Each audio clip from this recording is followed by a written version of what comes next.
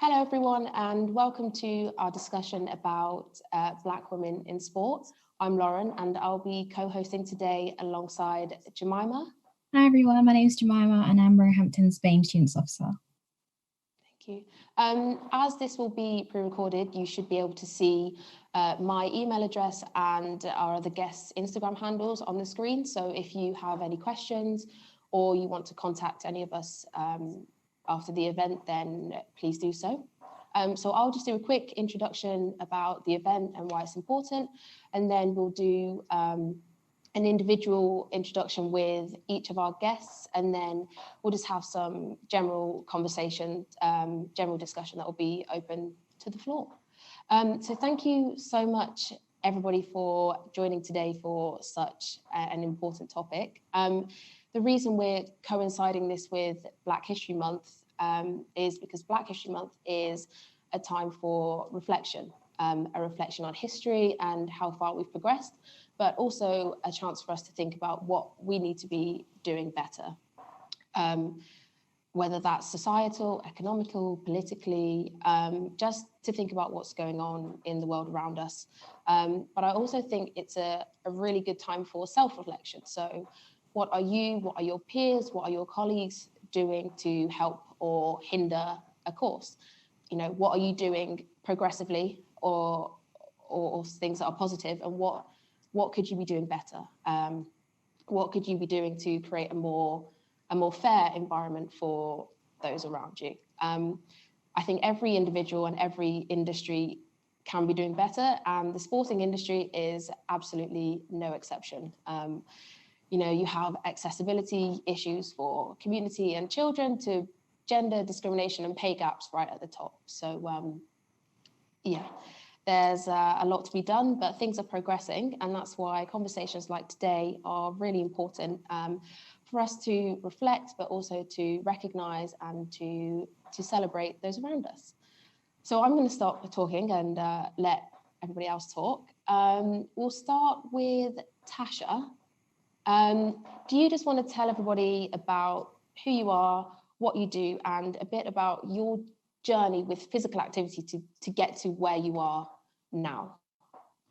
Yeah, no problem. Hello, everybody. I'm Tasha, and I created a group last year called Black Girls Do Run UK. So I've been a runner for 21 years, and I've done a lot of races over the 21 years, and always noticed that there wasn't many Black females running.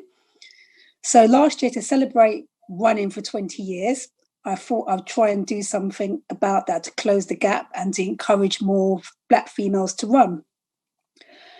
So yeah, it's been going well, but my relationship with sport, I've had a really good relationship with sport. Like lots of people ran while they were in school, and yes, I ran in school, but that often when you leave school, that's the end of your relationship with sport, I've found, unless you're really into it.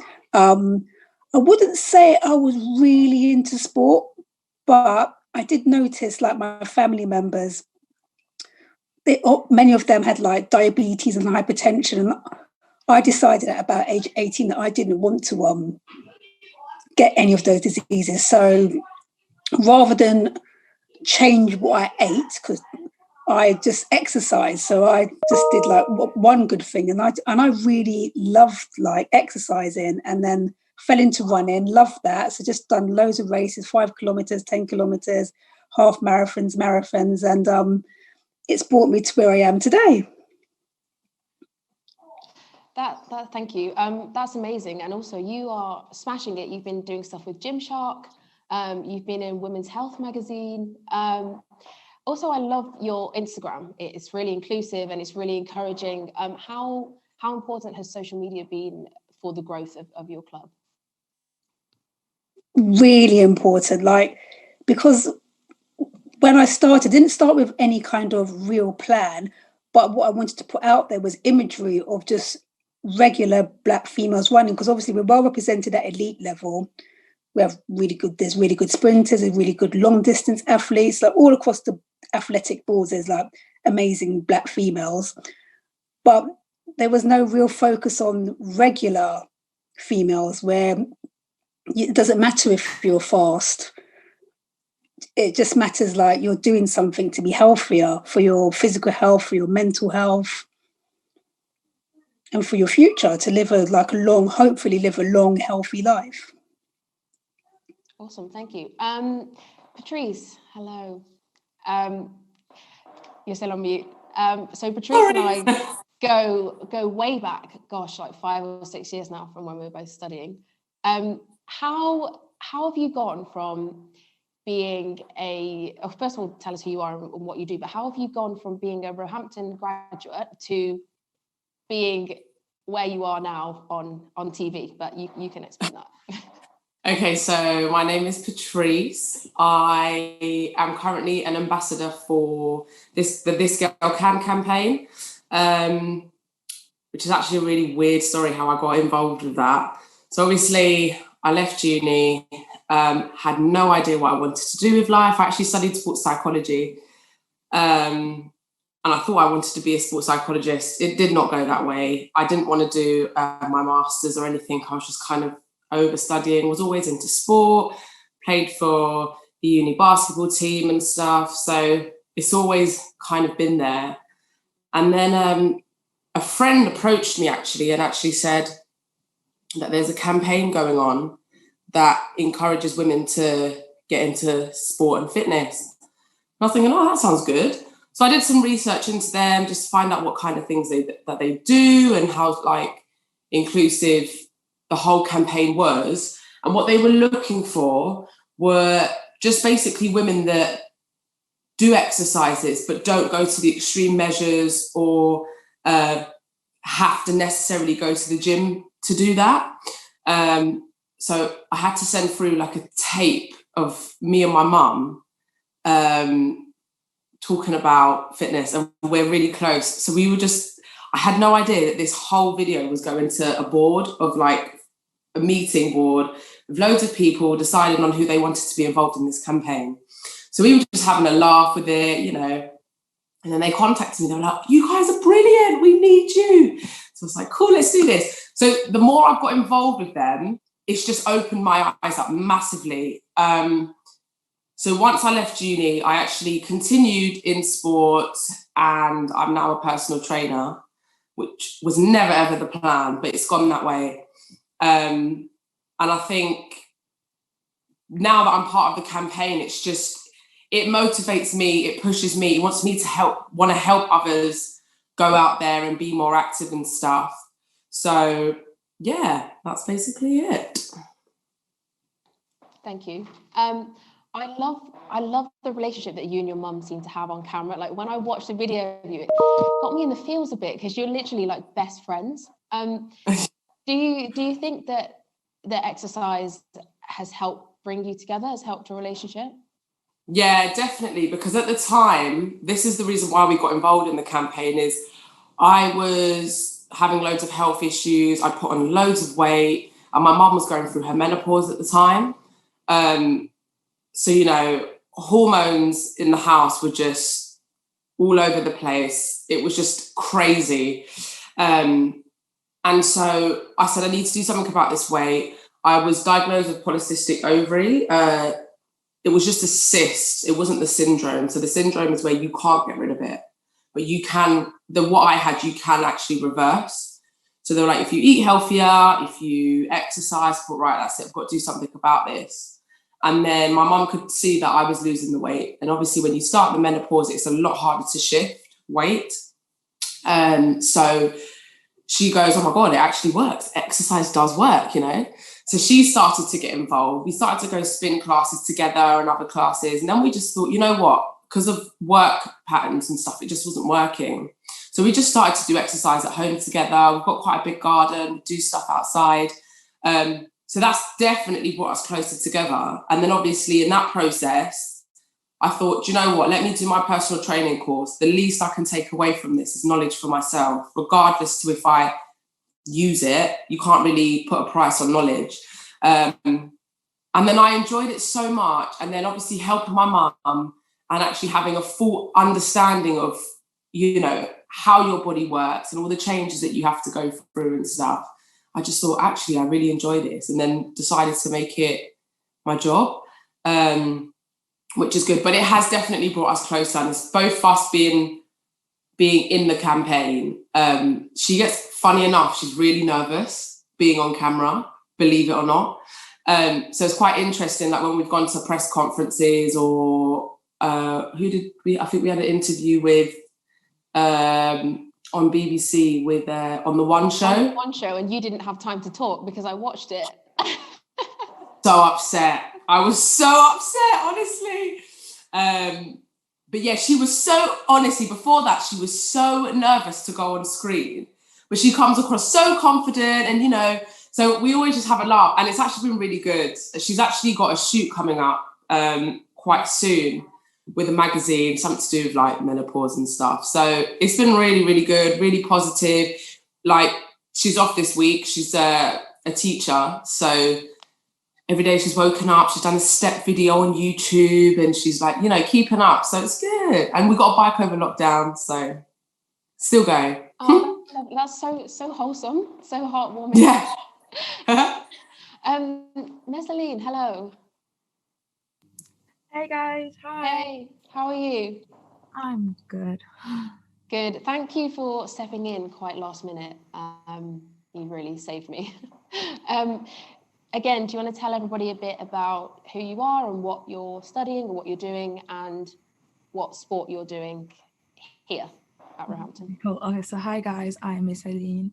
I go to the Uni of Roehampton. I'm a third year studying business management and entrepreneurship. And I am currently playing rugby. It's my second year playing for the uni team. And I'm currently part of the committee, so I am one half of the social sex. So yeah. And was this the first time that you played rugby when you came to uni? Yeah, like last year was my first time ever like joining rugby. I had no knowledge about that sport before, and I just love it. Like, I don't know, it was such like an amazing experience, just like playing with like girls that had never played before, but were like so helpful, like so positive, and like were so encouraging about it. So I just felt like I belonged there, and I just love it right now. Good. So you and the Women's Rugby Club did a video on Instagram for the I Am Enough movement. People might not be familiar about that, so do you just want to tell us what happened and why you felt the need to do that? So basically, I think during the summer there was this thing on Twitter. So I forgot what it was, but basically, this jersey company were like bringing out like new jerseys for like the rugby teams, and they chose actual like rugby players to pose for the male jerseys. But when it came to like the women jerseys, they chose models. So we were like, how come men can pose, but like women have to like look more feminine, have to look more like presentable in a way. So obviously like, we were like, it's not right that like as a woman that plays rugby, I'm enough to be able to pose for a jersey, you know. So that's basically like what happened. And we're like, it's always like men, it's always like rugby is such like a manly sport that like women are always like left on the side. That's basically like why we did that I'm Enough video, to explain that, oh, we are enough and that we should not be like left on the side. And yeah, that's pretty much it. Yeah, I think that's a prime example of the amount that still needs to be done. You know, a brand as big as Canterbury, as the brand that did that, it's just how do they see that as acceptable to have male rugby players modelling their kit, but then when it comes to female rugby, have models modelling the kit instead of female rugby players? It's just blatant discrimination. It's not even it tried to be hidden, you know. Yeah, that was not great. But why should women join rugby, whether it's at uni, whether it's an outside club? Just why do you think they should join rugby? Personally, I just joined because like my friend was like, just try it out, like you never know. I wasn't sure about it, but it like playing rugby now, it makes me feel stronger. I would say like more confident in a way. because like it's a sport that I never thought I would play. Like I remember like when I told my parents that I was playing it, they were like, "Oh my god, like how come like it's like a man's sport, like you're gonna be like like manly, like have like broad shoulders," and I was like, I don't really care. So like going in there, I don't know, it was such like a good like sport. I felt so supported by like my teammates. I just felt like we were all like sharing a goal of like, I don't know, like not taking over like rugby, but like showing that women can play like men do like dominated sports and still be like feminine, like still be seen as like women, if that makes sense. And I feel like that's like a good reason to join, because it's like you should know that you playing a sport that is like manly won't make you less of like a woman. So yeah. Okay, thank you. Over to you, Jemima. Okay, so I think it's fair to say that there are many factors that contribute to barriers towards physical sport and activity, whether it be social, economic, and this is also reflected through statistics that show that 38.3% of Black children and young adults between the ages of 5 to 16 in England are inactive. So I'd like to ask you guys, what barriers or challenges have you faced on your journey to where you are today? Who wants to go first? Tasha.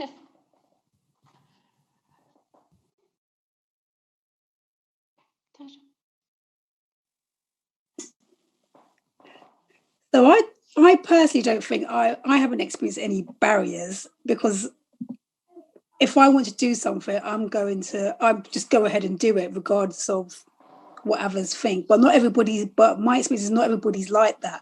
And I think one of the biggest barriers for Black females doing sport is hair, because we're kind of like conditioned from a young age: don't get your hair messy, don't swim because your hair will break off, or don't run because your hair will sweat out, or there's always some kind of like disastrous outcome with sport and your hair. So that's a big off-putter. And standing out, because a lot of the time in just regular sports, not at elite level, there's not a lot of Black females around, and some Black females don't want to be the only one. Like, no, if they went along, everybody would be fine, everyone would be nice, but they just don't want to be the only one. And it's almost like anybody going anywhere doesn't necessarily want to go somewhere where they don't know anybody. But then for Black females, sometimes they don't want to be the one that doesn't know anybody, but doesn't want to be the only Black female as well, because you just don't know what people are going to be like. So those are like, from speaking to other people, those are like big barriers. And also another one I found is I always hear, "Oh, but everybody will look at me." And I think most of the time, nobody will look at you because they're so concerned about themselves. But it's just that inbuilt fear that, oh, if I go along to this sport, everyone's going to look at me because I'm going to stick out. So I think those are very much mental barriers rather than physical barriers to sport for Black females. I'll pass on to someone else now. I was just going to say, I actually agree with you massively. I used to be a swimmer in secondary school, and hence the short hair, because it was just always a battle. My hair got really frail and thin. It was just easier for me to just, cut it off, because I am actually a swim teacher as well. I do everything, honestly. But it's just easier now because of what I went through when I was younger with hair, and then becoming a swim teacher and having to do pool training and going in the water. And it was just like, right, let's just chop it all off. So I get that completely. But I was going to say, for me, I agree. I haven't really had many barriers. Lauren, as you know, I'm quite confident. So I kind of just shut everything off. But I think it's more my body frame as a Black woman. Especially as a personal trainer, there's so much pressure there to look a certain way. And, you go on Instagram, you go on Facebook, and you see what a personal trainer should look like. And, they've got like really muscly legs with a flat tummy and muscly arms. And this is the look that, is a typical personal trainer as a female. And I'm not that at all. You know, I'm quite bottom heavy. I do have fat on my body. I'm not just muscle and bone, basically. So I feel like I'm constantly not battling with I suppose I am battling with myself a little bit, because there's an image out there, and I wouldn't say I'm trying to live up to that, because I've never changed who I am, but you've got to be careful, because you can easily be so influenced by those other people to think that actually I should be looking like that. And it's really strange, actually. I'll even say to my partner, I'd say to him, do I look like a personal trainer, or do I look like I'm into sport? And he's like, you're crazy. You don't have to look a certain way to be anything, you know? And it's only, I don't know, I would say within the last the half of this year, am I like, actually, this is me. I'm not going to change who I am. I am happy. And I guess everyone's harsh on themselves as it is, and we all don't like certain things. So yeah, I'd say that's the only barrier that I faced. Yeah. I do agree with both of you guys, because I haven't really like faced any like worries either. Like all the sports that I wanted to play, I did them. But like, for example, like when I used to do swimming at school, I used to hate it because as a Black girl, like I have like natural curves, and like, I would kind of feel judged for the body that I have. So I just like kind of was like ashamed of like being in swimsuits. So like that's something that I would never do in public. But like apart from that, like I always felt like whatever I wanted to do, I would do it. I played tennis. I used to like do a taekwondo and everything, and like I loved it. So like, I never felt like anything like held me back to do all those sports. I think that's really good. It's good that you all three of you really have had access to do everything that you wanted to do. Like Tasha said, it's not everybody's journey. So if there's a female watching right now, or a Black female in particular, what advice or what would you say to them if they are either struggling to get into physical activity, or they're just apprehensive about doing it because they're nervous? What advice would you give to them? I would say, do not care what others think. It's for you and you only. It's your body. You do what makes you happy. And just take baby steps. You haven't got to walk in a gym. You haven't got to go to the biggest club to join a certain sport. Find something small. Do your own research online. See if there's stuff you can do at home. Find a smaller club if you really want to do that. But you have to take that step. And, you know, even with my job, I waited years before I did my personal training course, because I was like, is this the right thing for me to do? I don't know. Am I going to be good at it? You have so many questions. And now that I'm in my job, I'm like, why did it take me so long just to take that step?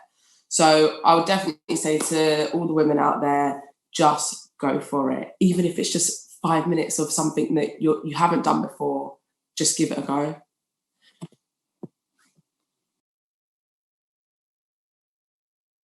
Yep, I echo what Patrice said. Just go for it. Or in the words of Nike, just do it. And I get asked a lot, like, oh, what's the best exercise to do? And I always say, well, the best exercise to do is one that you enjoy. And it's not up to me to tell you what you enjoy. But when it comes to running, I get a lot of females saying, oh, I want to run. But, you know, if I come running with you, you're going to run so fast. And I tell them many things, but one of them is not a fast runner. I'm not fast. I'm actually very slow, but I enjoy it and I do it for me. And you don't have to run the whole time. You don't have to run fast. It doesn't matter how long it takes you to run a mile, because it's still a mile, whether it takes you 10 minutes or 20 minutes. So I was trying to encourage females just to do what you can within your own ability, and whatever you do, it's still bringing you towards a more healthier you. And don't worry about what people say. Most of the time, the people that are saying things, they don't do anything. They're on the sofa, like watching EastEnders or whatever the current soaps are. So you kind of got to block them out, filter them out, and just do it for you. Or if it really bothers you that much, just do it. Don't tell anybody what you're doing until you're confident in what you're doing. And you can say, like, look, I I'm a cyclist now, or I'm a runner, or I play basketball. You don't tell anybody.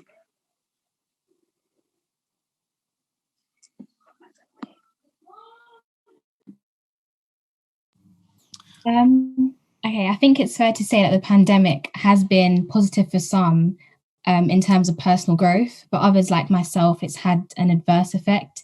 I think when the lockdown was first announced, I told myself, okay, Jemima, we're going to work out at least 2 to 3 times a week. Probably stuck to that for like a week or two, and then I just went into a slump of like I just lost so much motivation. So how has the pandemic affected you, and were you able to continue with exercise, or did you find this difficult like myself? Personally, I was really lazy during like this whole pandemic. I don't know what it was. It's just that I moved out of like London on the day it was announced because I had to go back home. It was a mess. So going back home, I was there alone with my grandma. I just didn't do exercise at all. I don't know what it was, but I just couldn't do anything. I was like laying in bed every day. But the thing is, I wasn't even eating. I don't know, but like my mental health was just not there for the first 3 months. So yeah, I definitely like didn't do anything. But obviously, like coming back in London, I've been trying to like run with my friends in the morning, or like just even like walking. So that's what's been happening.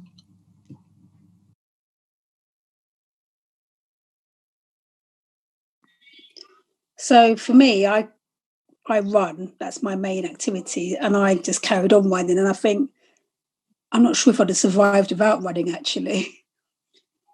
So I made sure I used my hour a day to run, and I'm very much an outdoors person anyway. So I had to get out, even if it was to walk. So I walked, ran, or cycled because I just like felt claustrophobic being inside. I wasn't used to being inside so much as well.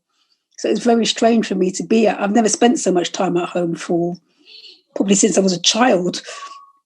So I just kept up with my usual running. So I just ran. I think for the first month I done a running streak. I ran every day. That didn't end well. I just ended up injured, and then I wasn't able to do anything for a few weeks.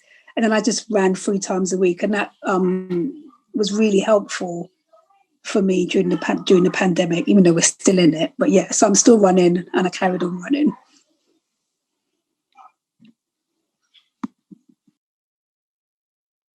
I think for me, at the very beginning, because my lifestyle is just all over the place, always busy, going from doing so much to nothing at all. I actually cried when they said the gyms were closing. I cried my eyes out because I just thought, oh my God, this is my life. What on earth am I going to do? What's going to happen? Who knows?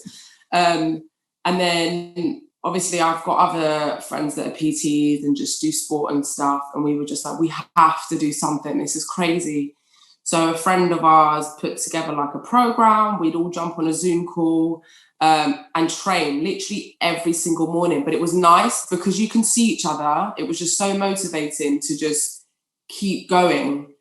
And actually, I saw quite a big change in my body, which was good because it just goes to show that the harder you work, it really does pay off. It wasn't just for anything. And just for my mental health as well. You know, I was going for long walks as well. I bought a bike during lockdown, and I never, ever, ever thought I would cycle on the road because I think I was just so scared to do that. And I do all the time now, believe it or not, it's crazy. So at the beginning, it was really quite negative. And also I went through a really bad stage in my life where I was suffering from like health anxiety, where I got really, really scared of like any kind of disease or any kind of illness that I would get. So when this all kicked off and no one knew what it was about or how serious COVID-19 was, it was just like constant panic. I was having I felt as though I was having panic attacks and just feeling really anxious and going to the supermarket and thinking, oh my God, have I got it? I don't know. I'm going to find out in 2 weeks. You know, it was just, you're battling with yourself constantly. And then obviously it starts to calm down and you find out more information, you start to understand it. And I think for me, if I didn't have exercise, I honestly don't know where I would be right now, because that was honestly the only thing I think, now that I'm back at work, that was keeping me going, because I was out of work for about 3-4 months. So yeah. It's interesting you say that, Patrice, because I read a study, it's probably Sport England or something, and it was saying that a lot of women during lockdown lost confidence when it came to exercising, and were also really worried about getting back into the gym.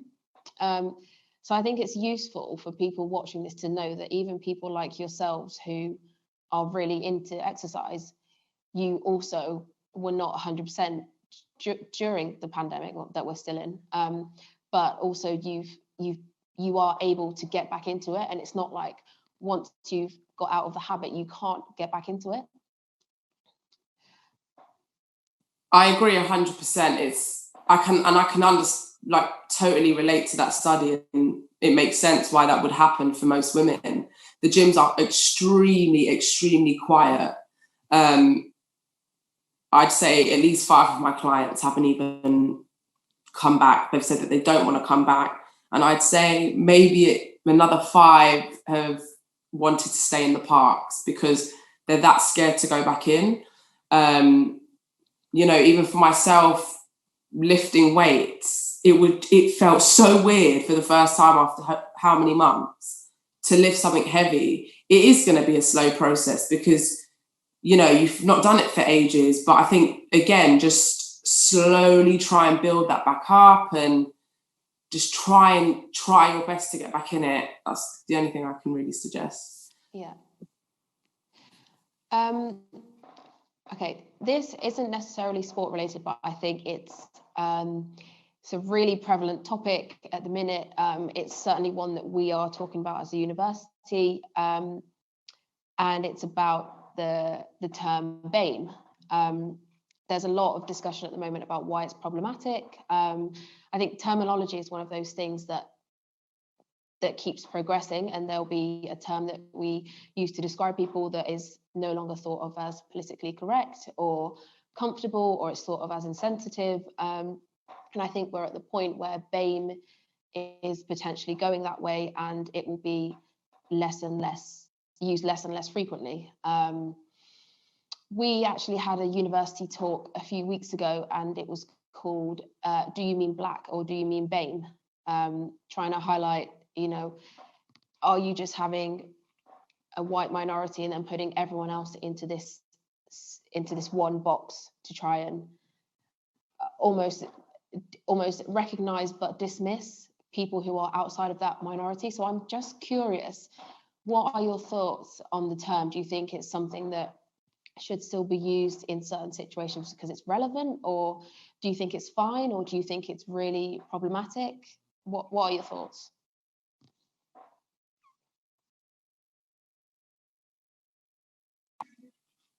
So the term BAME has been around for quite a long time, but for some reason it seems to be used more than ever before.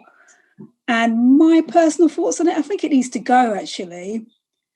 I don't think it's useful or helpful, especially for the people that fall into the minority ethnic bit. I mean, that's a large group of people, and you just kind of lump them into one pot, whereas they've got their own ethnicity, their own identity, but you kind of just put them in a pot or with everybody. And I don't think that's necessarily in Black, Asian, minority, ethnic. It's like, I don't know, how would white people feel if we gave them the term, I saw it somewhere, WISE, white, Irish, Scottish, English?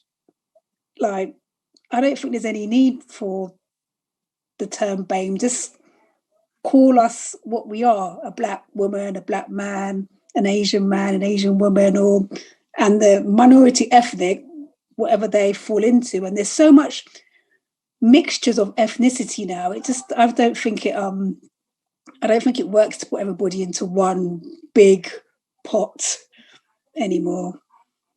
And it's used so much, it's actually just become annoying. Yeah, I definitely see where you're coming from. And I think having, Black and then Asian, it's like, do you mean Chinese Asian? Do you mean Indian Asian? Like there's, you know, Asian isn't just one small population of people. No, it's huge. Yeah, exactly. Yeah. And like you say, there's so many intersectionalities within that. You have, you know, Black and Asian, or Black and another minority ethnic, you know. Yeah, I definitely see a lot of problems with it. Patrice, what were you going to say? I agree. I think it's really rude, actually, that we're all just put in this one bubble as if we are just the same, and we're not. And it's like, what does that mean? Does that mean that white people are higher than us and we're just over here and we're just all together in this bubble? I was actually reading this article online, and there was a lady that went for like a modelling cast, and that obviously the phrase BAME was obviously used when she was filling out the form. And I think she was Chinese Asian.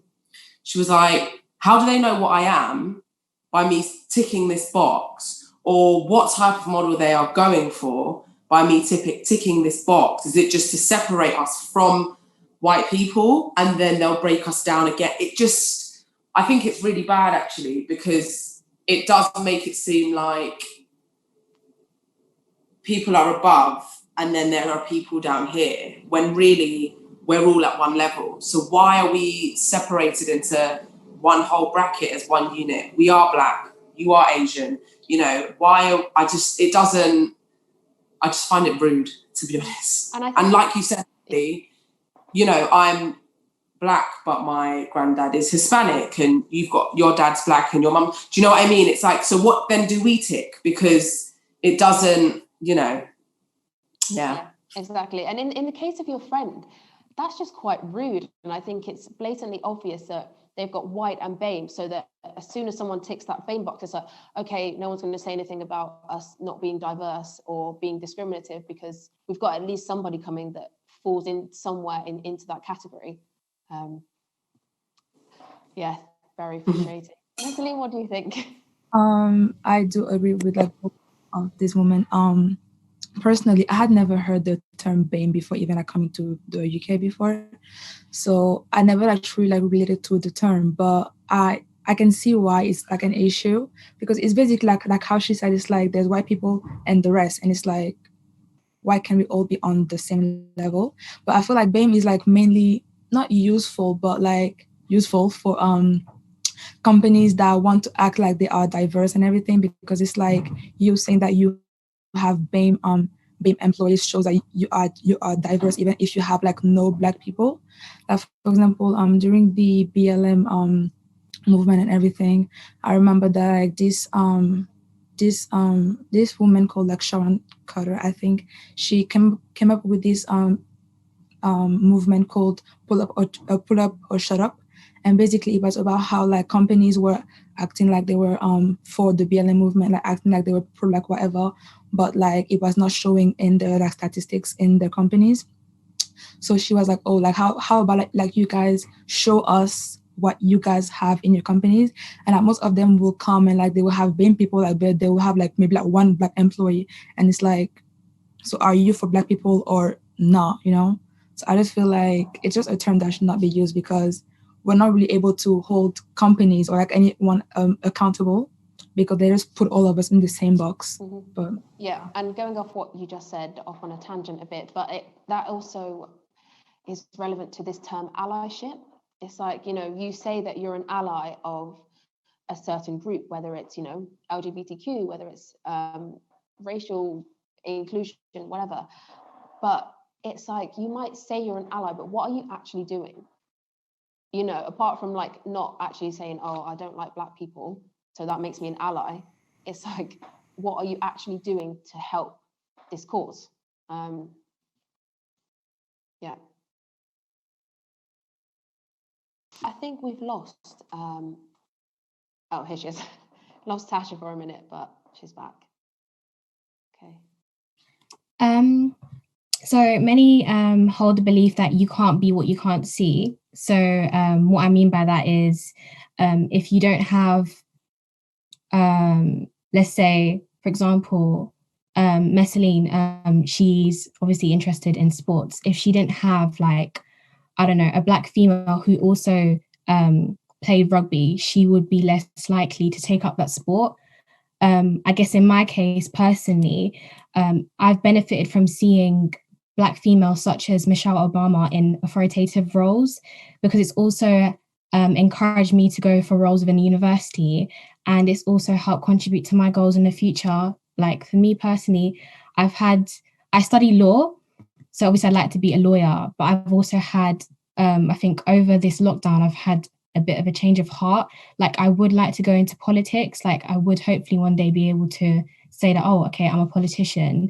And I've been able to see, like, I've grown up seeing so many inspiring Black females taking on such obviously prospective roles. So how important would you say role models and leaders are in supporting sport participation? And who would you say has inspired you?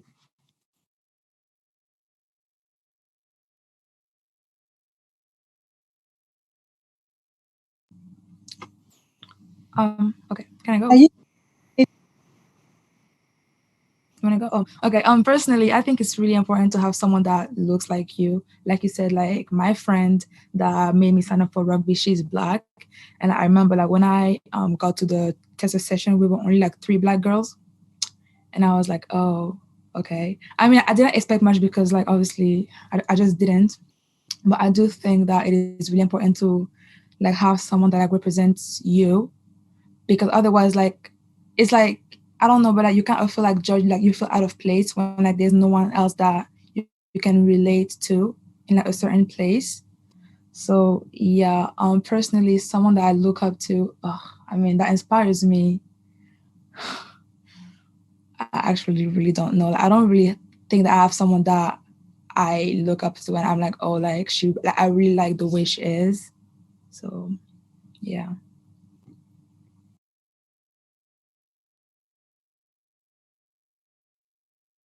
So right, could unmute myself then. So I think it's really important to be able to see people doing things that you want to do, that look like you, that are like you. It makes it more of a realistic option for you. Like, for example, I'm always going on about elite athletes. There's loads of elite athletes. So I think females that are really good at athletics, they have lots of role models to look up to, because there's been lots, like from the 80s, really, from ever since I can remember, there's always been amazing athletes. But you might not have seen your mum go for a run. So for me, who inspires me? Normal people that inspire me. Just seeing like a regular Black female who doesn't think they can run, gives it a try, does a park run or does a 10-kilometer race, crosses that finish line, and just the joy on their face, that's who inspires me. Because it's for them often to take that step, it's really hard for them to take that step, because they just feel like they'll be so out of place. They feel they're going to be last, they're going to finish last. They just feel like they don't really belong there because they're not good enough. And I think having so many excellent elite athletes is also worked against us, because it's almost like, well, if you're not a fantastic runner, then you can't do it because you're just too slow. So yeah, that's who inspires me. Just regular females just trying their best and smashing it. I think, sorry, I just wanted to say something. I think what Tasha said is really important, because although people just assume that role models are celebrities or people in higher positions, but they're actually people that surround us. So although I'm not someone that really participates in sport, but I'd say for me, like, however cliche it might sound, I'd say that my mum is my role model, because I think from the moment I was born, I wasn't born here, I was born in Uganda, where I'm from. So she took it upon herself to obviously move to come over here to create a better life. And for her, that must have taken a lot to move away from everything she's ever known, her family, her friends.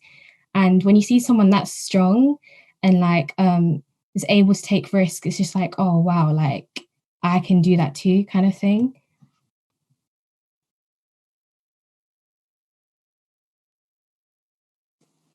I agree. I don't really have like a celebrity that I kind of like look up to. Not for any reason, I just don't. But hats off to them, like, well done, you've done really well. I suppose we all do look up to them to some degree, but like Tasha said, I feel like it's the people around us. Even sometimes I might post something on social media about like, just get up and do something today, or who's training today, or I might post a workout and someone might message me like, oh my God, I just did your workout, it was so hard. But I'm like, well done, you know? And that inspires me to keep going because you were able to do it. So it's always nice to see those around you that also support you, and knowing that what you're doing is so great because it's supporting them, because that actually just keeps you going at the same time. So, yeah.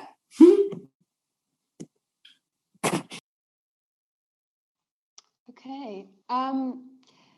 So as part of our efforts as a department to try and make everything more inclusive, we are introducing a leadership bursary scheme for females and diverse minorities, and you know, they just come to us and we pay for their coaching or whatever they want to be skilled in, and then they just practice it by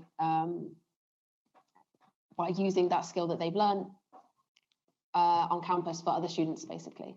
And we're also introducing like a separate sports award, again, for the same thing. But how do you think the university as a whole can address lower participation levels amongst our Black and female communities? Is there anything in particular you think is really important for an institution like ours to do with young people to encourage them to get involved in sport, but also other leadership roles? I was going to say, just to talk about it, I think is really important, because I think anything to do with race, even using, some people get funny even saying Black people alone is an issue. So if you're addressing the issue and being able to say, actually, we've noticed that there aren't many Black girls or Black guys or whoever participating in sport, why is that? Go and speak to those people, find out why they don't like sport, or is it because they feel like it's not for them, or they don't ever see any other Black people doing it, and then try and encourage to do it. Be like, just come down, give it a go, because you know, you always, no matter where you are, even just not even being into sport or anything, you always, as a Black woman, you always look around to see who else is around you, whether it's other Black girls, or when you go on holiday, are there other Black people there? Or when you're going out, you know, because it's just where there's just such a stereotype that you always try and look for people that are like yourself, you know? So I feel like the university should definitely just speak to everyone, not even just Black girls, speak to white girls about it. To be like, actually, I didn't really think about that, because they don't, because it's not a thing for them to feel a type of way. They just don't, because they go to netball, they go to rugby, they go to everything that they do. But if they are also able to acknowledge that, then they can encourage it also. And I feel like that's also what can be part of the problem, is that it's not just Black people that need to do something about it. It's everyone that kind of needs to support it as well. Yeah.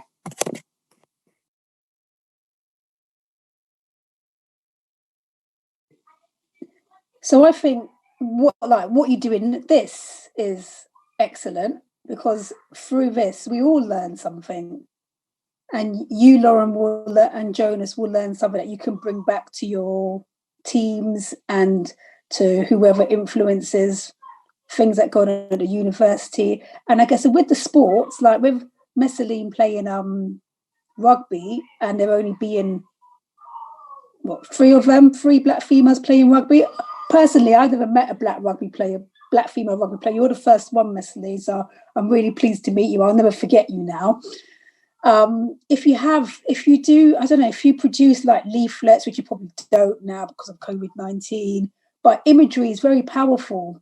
So just make sure when you're doing like producing photographic information that you've got a good mix of people involved, but not just for the sake of it. But like if you've got Messaline that plays rugby, use her to speak to people, and then other people might think, well, actually, I might give it a try.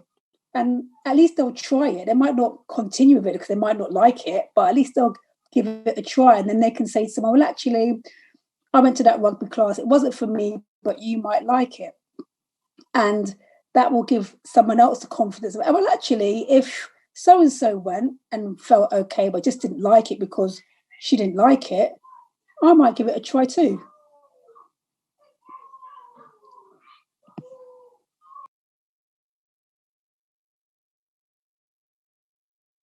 Messaline, do you have anything you want to add? Or? Not really. I think that they have said everything pretty much. Just have to like share the words, like talk about it. Yeah, I mean, because like when like, you look at all the sports team on campus, they are like mainly white. So it's definitely important to like encourage others to join. And yeah, that's pretty much it. Yeah, I think I definitely agree. And I think 2 or 3 years ago, there's some statistics about the students that were incoming for the year, and I think about 60% were BAME, and that's definitely not represented through our sports teams. And with that statistic, the number of students who should be involved in sport here, that is definitely, there's not a correlation. So there's definitely more that needs to be done with that. Finally, I'd like to ask, what has been your most memorable moment in your sports/physical activity journey?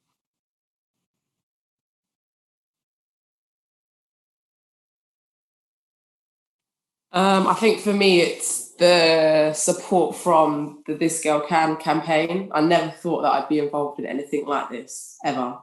I think my most memorable moment with them is when they had like the grand opening for their 5-year anniversary. And I was running late because of the tubes, typical London. And when I got there, they were like, oh, Patrice has arrived. She's here to tell her story. There was about 400 people in this room. There was loads of people. And it looked like actually like a lecture room. So I walked in there and I was just petrified. Honestly, it was horrible. Walked down the stairs. There were cameras there. There were journalists there, power lifters with the blue ticks on Instagram. I was just like, this is too much. And I was really nervous. But I told my story and they all had a laugh, with everything. And it was really nice to just kind of, I'm just a normal person that walks down the street, and to be able to tell my story and actually tell my journey to someone, it's actually like, oh my God, I actually have done quite a lot and I'm quite proud. So yeah, I'll always remember that.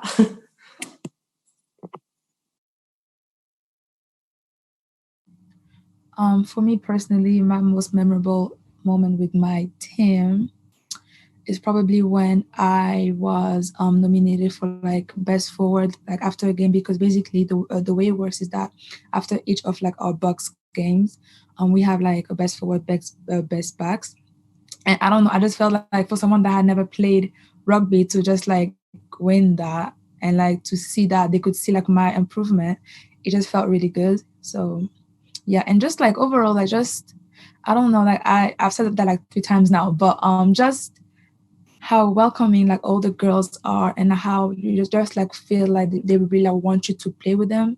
I don't know, but like, that really like makes you want to stay and actually like encourages you to like bring more people to the team and everything. So yeah.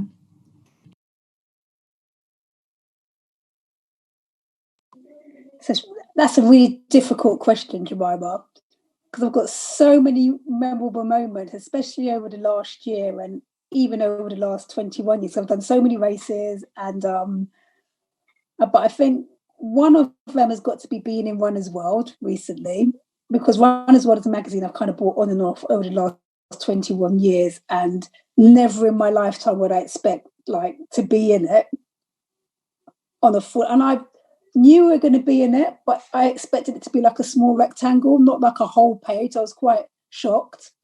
And also I think my most memorable moments, or my favorite moments, are when someone says to me, because of you I started to run. That's what gives me butterflies and that warm fuzzy feeling. So I've had that moment a few times, and that remains my favorite. And also on Sunday we did a group run, and 3 of these ladies that I'd never met before happened to live nearby, and they met up and ran together on Wednesday, which was like, oh, that was amazing. It actually brought tears to my eyes. Okay, actually that's perfect timing, because I think we're just about done. Thank you so much for all of you being here today. Thank you, Jemima, for co-hosting with me. It's been insightful, it's been interesting. We've learned about the power of representation and the importance of support from people around you. I hope that people watching this will feel like they can do it and have some confidence to try something if you never have, and don't feel like you're going to stand out because you're not, and it's going to benefit your health, it's going to benefit your life. So take the plunge and do it. So thank you so much, everybody, and we'll leave it there. Thank you. Thank you.